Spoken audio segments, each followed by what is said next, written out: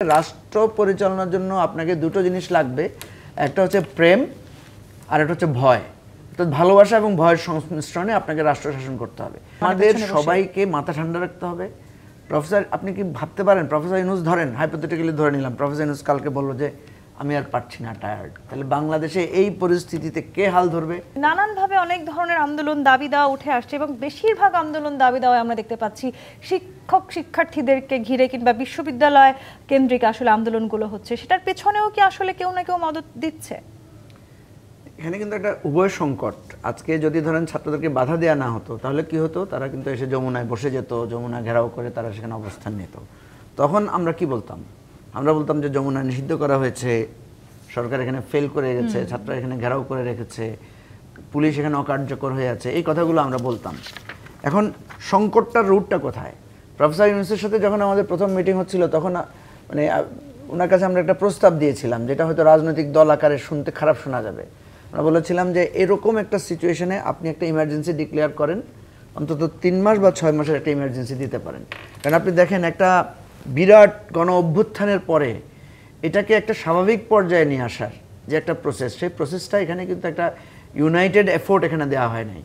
ফলে ডক্টর ইউনূস যেটা চিন্তা করেছেন, আমি এটা আগেও বলেছি, আপনার সাথেও একবার বলেছিলাম যে রাষ্ট্র পরিচালনার ক্ষেত্রে ম্যাকিয়াভেলির একটা খুবই দামি উক্তি আছে, দামি কথা আছে, যদিও সেটাকে নেগেটিভলি নেওয়া হয়। বলা হয়েছে রাষ্ট্র পরিচালনার জন্য আপনাকে দুটো জিনিস লাগবে, একটা হচ্ছে প্রেম আর একটা হচ্ছে ভয়। অর্থাৎ ভালোবাসা এবং ভয়ের সংমিশ্রণে আপনাকে রাষ্ট্র শাসন করতে হবে। নগদ পেমেন্টে 500 টাকা পর্যন্ত ক্যাশব্যাক আর লেনদেনে প্রতিদিন ডিপ ফ্রিজ এবং ঘন্টায় ঘন্টায় এসি টিভি সহ দারুণ সব গিফট। বলছে যদি আপনি ভালোবাসা নিতে না পারেন তাহলে ভয় দিয়ে হলেও রাষ্ট্র শাসন করতে হবে। কিন্তু যদি শুধু ভালোবাসা দিয়ে আপনি রাষ্ট্র শাসন করতে চান তাহলে এটা কখনো শাসন করা যাবে না। এখন আপনি যদি শুধু ভয় দিয়ে চালান তাহলে যেটা হবে, আপনার বিরুদ্ধে বিদ্রোহ হবে, যেটা হয়েছে শেখ হাসিনার বিরুদ্ধে আর কি। তো এখানে যেটা হয়েছে, প্রফেসর ইউনূস ভয় এবং ভালোবাসার সংমিশ্রণটার ক্ষেত্রে ভালোবাসাটাকেই বেশি প্রাধান্য দিয়েছেন। ফলে আজকে এই ঘটনাগুলো ঘটছে, এটার কিন্তু সিরিয়াস এফেক্ট পড়বে পরবর্তী সরকারের উপরে। এই সরকার যেহেতু মিছিল করতে দিচ্ছে, এই সরকার যেহেতু যে সামান্য পুলিশ বাধা দিয়েছে বলে আমরা সবাই এখন কথা বলছি, আমরা কি পরের সরকার সময় বলবো না?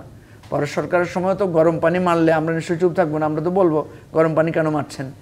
এখন দেখেন আজকে মাহফুজ আলম উপদেষ্টা উনি কথা বলতে গেছেন, সেখানে ছাত্ররা বিক্ষোভ প্রদান করেছে, কেউ কেউ শুনলাম যে বোতল ছুঁড়ে মেরেছে তার মাথায়।